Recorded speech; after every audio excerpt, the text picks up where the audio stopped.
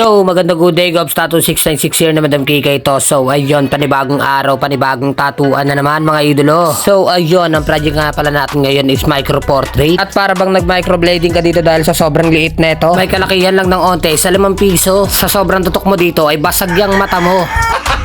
Ay nako, pera biro. Medyo may kahirapan din talaga ang paggawa na itong porte na to. Kung hindi nyo nga naitatanong, ito yung unang first time ng paggawa ko na ito. Kaya salute sa mga artist na magagaling gumawa ng ganto. Alam nyo ba na kung alin pa yung maliit ay yung pa yung masakit? Mas nahihirapan talaga ako sa mga maliliit na pyesa kaysa sa malaking pyesa. Dahil kapag malaking pyesa yung ginawa mo, hagod dito, hagod doon. Ayun ang kagandahan sa malalaking pyesa dahil hindi ka mahihirapan dahil napakaluwag ng pyesa mo. At yun nga, dahil maluwag ay hindi ka mahihirapan. Kumpara mo sa mga maliliit na pyesa, masisikip ang mga detalye at hindi mo makita masyado. Talaga naman na mapapasuot ka na sa salamin na matataas yung grado. Tarantado.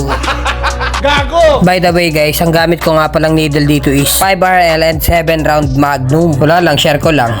So ayun guys, balik tayo sa ating session. At sa part na to ay nandito na tayo sa bandang muka. At pinupulido na nga lang natin dito yung nasa bandang baba. Nang sa ganun na hindi na natin to balikan. Iwas lamog, lagot ka dyan.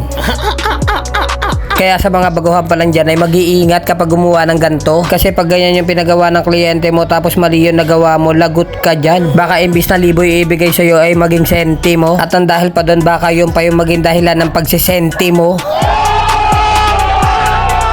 Bars.